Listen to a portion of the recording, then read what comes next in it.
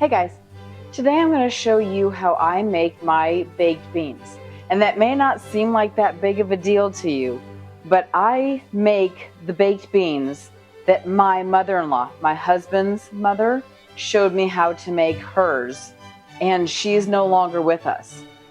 So her baked beans became my baked beans, and it's a family favorite recipe. My kids love these baked beans. So I want to show you how I do it. And with a little twist, I'm actually making a supper tonight that's a comfort food from my childhood that has everything to do with good baked beans. So let's check it out and let me show you how I make them.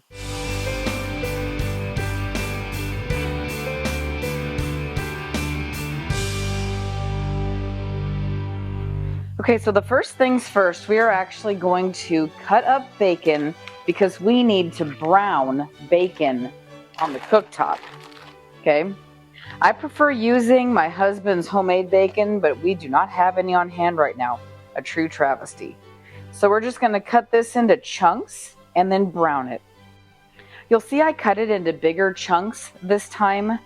Some depending on what I'm using them for. If I'm using bacon bit type sizes, I'll cut it a lot smaller. But for baked beans, I actually leave it a big chunk like this, and it'll brown beautifully and be the right size.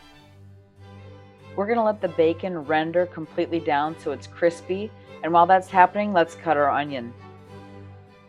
Since I'm making a smaller batch tonight, I only have 4 people to feed at home these days, which is really sad for me. It's a smaller batch. I'm using 4 cans. Each of those cans of baked beans are 28 ounces each. So I'm only going to dice up 1 large half onion to go in this one. And your dices are going to be a little bit on the bigger side. Actually, it'll be up to you, really. I cut them a little bit thicker because I like to see the onion in my baked beans. Remember, if you don't cut it all the way through, all you have to do is do this. It'll hang on to the slices for you and it won't slide all over. It'll keep your onion in place for you. It's a beautiful little trick. Now that our bacon is rendered, it's nice and crispy. I need to get this bacon out of the bacon grease, and I'm going to saute my onions in this bacon grease.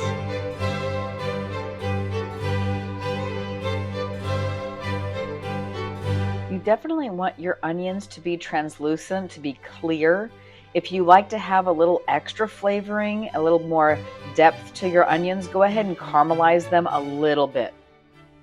Okay, when you go to open your cans of baked beans for this recipe, do not shake them up. Let them sit, let them have time for the beans to settle at the bottom of the can so that when you open it up, all that extra juice is sitting along the top there. I'm going to strain this off because for this application, I want a thicker baked bean. Into the stock pot on top of your onions, you will dump all your cans of baked beans. Or you can use pork and beans. I used Van de Kamp's pork and beans for years. Totally fine. But now that we live in Texas, I love the H-E-B original baked beans. First thing into your stock pot on top of your baked beans will be brown sugar. I'm using light brown sugar, and that is 4 tablespoons, roughly, of brown sugar. Next, you'll add barbecue sauce. You choose your favorite, but for us, this is a Kansas-style barbecue sauce. The next ingredient is dry mustard, and I like a lot of that in here. You'll give this a good stir, and then I'm going to put the lid on and let it simmer on low for the flavors to all meld together beautifully.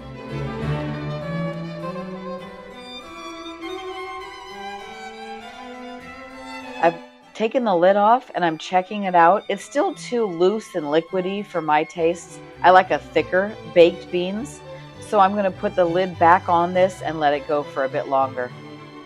For the next step of my comfort dish, I'm adding ground beef that I've browned. I'm straining off the grease, but I'm going to add the ground beef to my baked beans, and then I will let it thicken to the consistency that I want.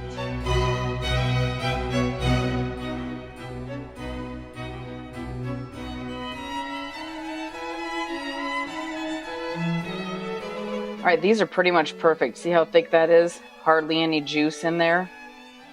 These are absolutely ready. Now for the other half of my comfort dish. I'm a Yankee, born and raised in Iowa. I didn't know how to make good Southern biscuits until we lived in Georgia. But what you're going to see is I still make my biscuits with butter. In the South, they tend to make them with shortening, and those biscuits are delicious. But I want the flavor of butter biscuits for this recipe.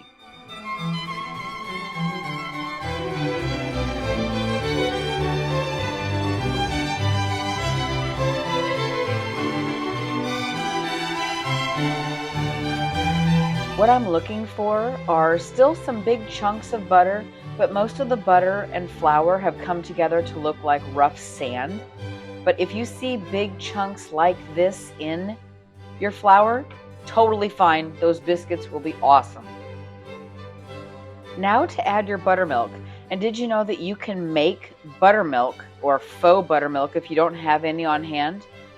For every 1 cup of buttermilk you're needing, place a tablespoon of white distilled vinegar into your Pyrex and fill the rest of the cup with your regular milk. Stir and let that sit for 5 minutes and you have faux buttermilk. If you're going to grab the real stuff from the store, grab whole milk, buttermilk. Go ahead and give yourself that decadent pleasure if you're making buttermilk biscuits. It's worth it. You'll notice I'm mixing the buttermilk in by hand. I like flaky, tender biscuits, so I am very gentle with this part of making biscuits.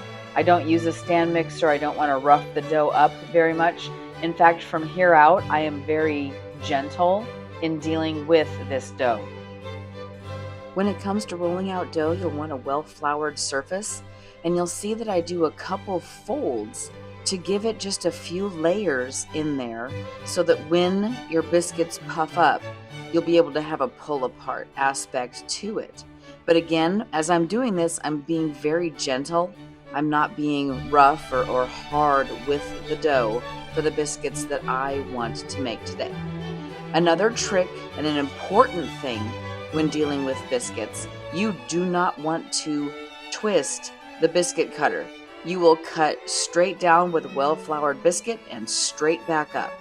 If you twist it, you will seal the sides of your biscuit and it won't puff up properly.